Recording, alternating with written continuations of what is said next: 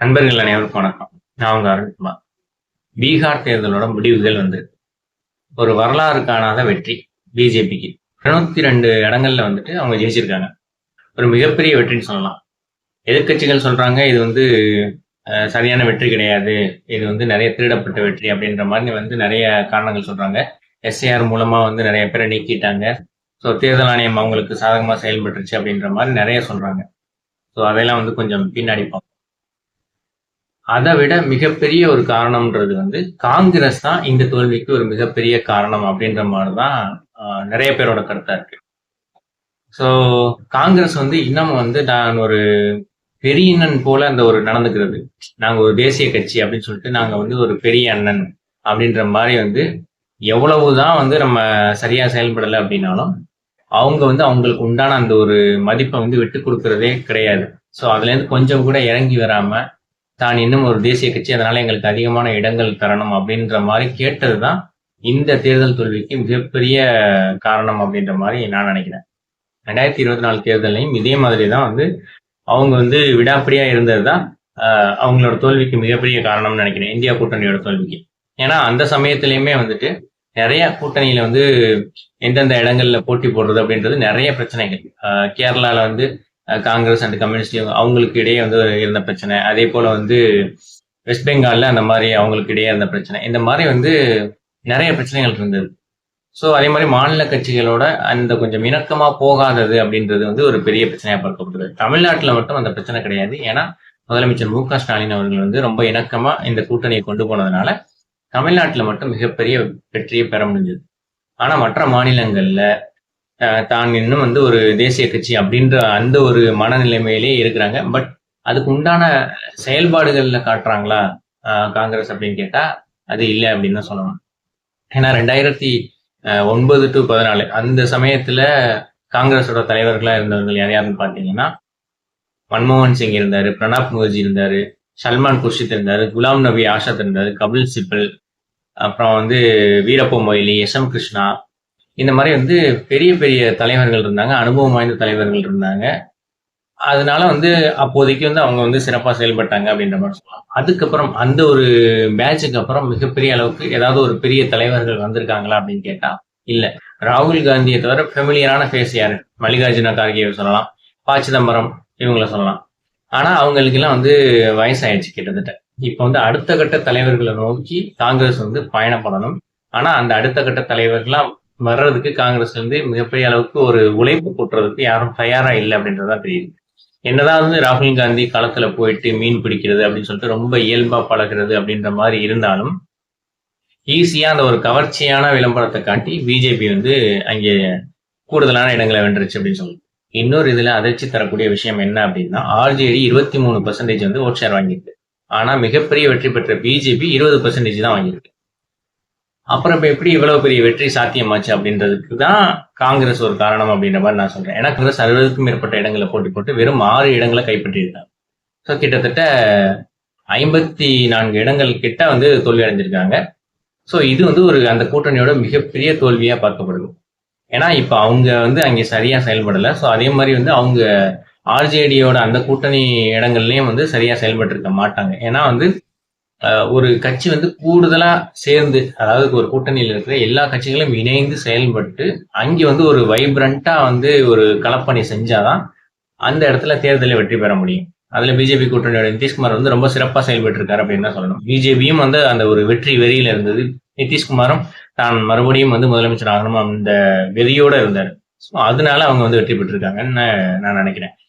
ஆனா இவ்வளவு பெரிய வெற்றி அதுதான் நமக்கு வந்து ஒரு கேள்விக்குறியா இருக்கு. ஏன்னா 60 லட்சம் வாக்காளர்கள் நீக்கப்பட்டிருக்காங்க. ஒரு சிறுபான்மையின மக்களோட வாக்கு நிறைய வந்து அதில் நீக்கப்பட்டிருக்கு அப்படின்ற மாதிரி சொல்லப்படுது. அது வந்து காங்கிரஸ்க்கு நிறைய வர வேண்டிய ஓட்டு அப்படின்ற மாதிரி சொல்லப்படுது. அப்படி நீக்கப்படுற வரைக்கும் காங்கிரஸ் அங்கே வந்து என்ன களப்பணி ஆற்றுச்சு அப்படின்றதான் நம்மளோட கேள்வியா இருக்கு. ஏன்னா இங்க வந்து நிறைய வாக்காளர்களை நீக்கணும் அப்படின்ற மாதிரி எஸ்ஐஆர் வந்து கொண்டு வந்துட்டு இருக்காங்க. ஆனா இதுல திமுக வந்து மிக தீவிரமா செயல்பட்டு தன்னோட வாக்காளர்களை காப்பாற்றி ஆகணும். தன்னோட வாக்காளர்கள் மட்டும் இல்ல, பிற கட்சி வாக்காளர்களாக இருந்தாலும் சரி, ஒட்டுமொத்தமா தமிழ்நாட்டோட வாக்காளர்களை காப்பாற்றி ஆகணும் அப்படின்றதுக்காக தீவிரமா செயல்பட்டு களத்துல இறங்கியிருக்காங்க. ஒரு பக்கம் வந்து சட்டப்பூர்வமா இதை வந்து தடுத்து நிறுத்துறதுக்கு இதுல பிரச்சனைகள் எல்லாம் இருக்கு அப்படின்னு சொல்லிட்டு சுப்ரீம் கோர்ட்ல கேஸ் போட்டிருக்காங்க. பட் அதோட மட்டும் நிறுத்தாம அது வந்ததுக்கு அப்புறம் பாத்துக்கலாம் அப்படின்ற மாதிரி இல்லாம இவங்களே வந்து ஒரு சிறப்பு நம்பர் கொடுத்து அதை எப்படி வந்து பதிவு பண்ணணும் அப்படின்னு சொல்லிட்டு போட்டு பிஎல்ஏ பூத் லெவல் ஏஜென்ட்டை வந்து நியமிச்சு ஒவ்வொரு பகுதிக்கும் வந்து சிறப்பா செயல்படுற அளவுக்கு அந்த ஒரு கட்டமைப்பை உருவாக்கி வச்சிருக்காங்க. அதுவே மற்ற கட்சிகள் இப்ப வந்து காங்கிரஸ் ஆகட்டும், அதே போல வந்து ஏடிஎம்கே ஆகட்டும், இந்த அளவுக்கு சிறப்பா செயல்படுறாங்களான்னு கேட்டா இல்ல அப்படின்னு தான் சொல்லணும். அதனாலதான் வந்து தமிழ்நாட்டுல இன்னும் வந்து திமுக ஒரு மிகப்பெரிய கட்சியா விளங்கிட்டு வருது. இந்த மாதிரி திமுக மாதிரி பிஜேபியை எதிர்த்து களமாடணும், மிகப்பெரிய அளவுக்கு களத்துல இறங்கி போராடணும், அதே மாதிரி வந்து அந்த செய்ய வேண்டிய செயல்களையும் சைட்ல செஞ்சுக்கிட்டே இருக்கணும். இந்த மாதிரி மல்டி டைமென்ஷன்ல டிஎம்கே ஒர்க் பண்ற மாதிரி காங்கிரஸ் ஒர்க் பண்ணுதான்னு கேட்டா அது இல்லைன்றதுதான் பதிலா இருக்கும். ஸோ இப்போ வந்து அதாவது அங்கே தோற்றது வந்து இங்க தமிழ்நாட்டு தேர்தலையும் எதிரொலிக்கும் அப்படின்ற மாதிரி தான் பார்க்கப்படுது. விஜய்ங்கிற போர்ஸ் வச்சு நாங்க இன்னும் சீட்டை வந்து கூடுதலா கேட்போம் அப்படின்ற மாதிரி வந்து நிறைய பேர் காங்கிரஸ் தலைவர்கள் சொல்லிட்டு இருந்தாங்க. இப்ப எல்லாருமே வந்து பீகார் தேர்தலுக்கு அப்புறம் அந்த தோல்விக்கு அப்புறம் அந்த அளவுக்கு வந்து ஒரு தைரியமா பேச முடியுமா அப்படின்றது தெரியல. இதே ஒரு நிலைமை வந்து தமிழ்நாட்டிலையும் வந்து விடுமா அப்படின்ற மாதிரி பயமா இருக்கு. ஏன்னா வந்து காங்கிரஸுக்கு கொடுக்கப்படும் இடங்கள் தீவிரமா பிஜேபி செயல்படும் இடங்களா இருந்துச்சு அப்படின்னா அந்த இடத்துல திமுக கூட்டணிக்கு அது ஒரு மிகப்பெரிய நெருக்கடியா பார்க்கப்படும். அதனால வந்து பிஜேபி வந்து ரொம்ப தீவிரமா இருக்கிற இடங்கள்ல காங்கிரஸ்க்கு அந்த இடங்களை ஒதுக்காம இருக்கிறதே நல்லது. முடிஞ்ச அளவுக்கு காங்கிரஸ்க்கு எவ்வளவு தூரம் சீட்டை குறைக்க முடியுமோ அந்த அளவுக்கு சீட்டை குறைச்சு கொடுத்தாதான் நல்லது. ஏன்னா வந்து இன்னும் வந்து ஒரு தேசிய கட்சி ராகுல் காந்தி வந்து எனக்கு தம்பி பண்றாரு அப்படின்ற மாதிரி எல்லாம் சொல்லிக்கிட்டு காங்கிரஸ்க்கு வந்து கூடுதலான இடங்கள் கொடுத்தாங்க அப்படின்னா அது திமுக கூட்டணிக்கு மிகப்பெரிய பலவீனமா தான் முடியும் அப்படின்ற மாதிரிதான் நிறைய பேரோட பார்வையா இருக்கு.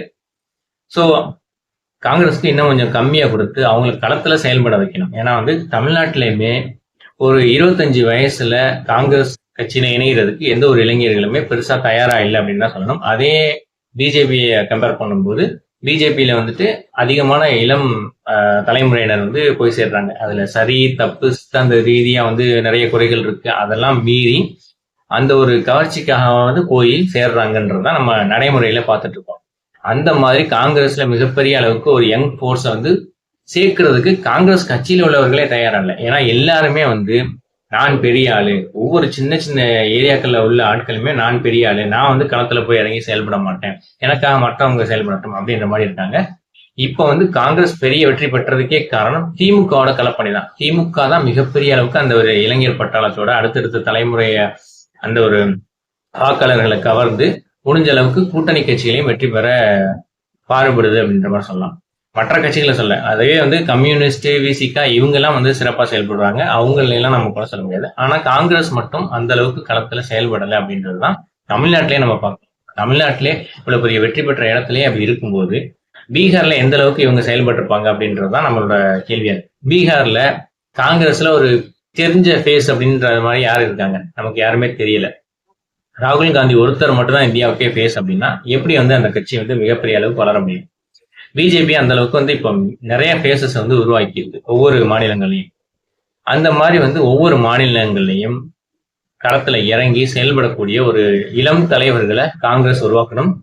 கட்டமைப்பு ரீதியா ஒரு பேசிக்கா ஒரு ஸ்ட்ரக்சரையே வந்து சேஞ்ச் பண்ணணும். இன்னும் வந்து ராகுல் காந்தி ஒருத்தவரோட அந்த ஒரு ஜனநாயக ரீதியிலான அந்த ஒரு போராட்டம், ஓகே, ராகுல் காந்தியோட போராட்டம் வந்து மிகப்பெரிய அளவுக்கு பாராட்டப்பட வேண்டியது. கோச்சோரி வந்து மிகப்பெரிய அளவுக்கு வந்து ஒரு பெரிய அளவுக்கு அம்பலப்படுத்தி இருக்கிறார். ஆனா அது எல்லாமே வந்து இப்ப தேர்தல் ஆணையத்தோட அந்த பிஜேபி ஆதரவு போக்கு, அதுக்கப்புறம் வந்து நீதிமன்றங்கள்ல சரியான தீர்வுகள் வந்து கிடைக்காது. இப்ப எஸ்ஐஆர்லாம் வந்து தடுத்து நிறுத்திருக்கலாம் நீதிமன்றம் நினைச்சா. ஏன்னா இவ்வளவு ஒரு குழப்பமான ஒரு சூழ்நிலையோட இந்த எஸ்ஐஆர் வந்து இப்ப உடனே நிறைவேற்றணுமா அப்படின்றதான் எல்லாரோட கேள்வியா இருக்கு. ஏன்னா அந்த ஒரு ஷார்ட் டைமுக்குள்ள தமிழ்நாட்டிலேயே 6.5 கோடி பேருக்கு வந்து இவ்வளவு விவரங்களையும் கேட்டு இவ்வளவு விவரங்களையும் அவங்க எப்படி ஃபில்அப் பண்ணுவாங்க அப்படின்றதுதான் வந்து நடைமுறை சாத்தியமற்றதா இருக்குன்ற மாதிரி நமக்கு நினைக்க தோணுது. ஆனா அதை வந்து நீதிமன்றம் கருத்தில் கொள்ளாம தேர்தல் ஆணையத்துக்கு 2 வாரம் வந்து அவகாசம் வழங்கியிருக்காங்க. இந்த 2 வாரத்துல கிட்டத்தட்ட அந்த எஸ்ஐஆரோட பீரியட்ன்றதே முடிஞ்சிடும். அதுக்கப்புறம் என்ன மாதிரியான தீர்ப்பு வரும் அப்படின்றது தெரியல. அதனாலதான் எஸ்ஐஆருக்கு தீவிரமா அந்த ஒரு செயல்பாடுகளையும் வந்து திமுக வந்து செயல்பட ஆரம்பிச்சிருச்சு அப்படின்ற மாதிரி நான் நினைக்கிறேன்.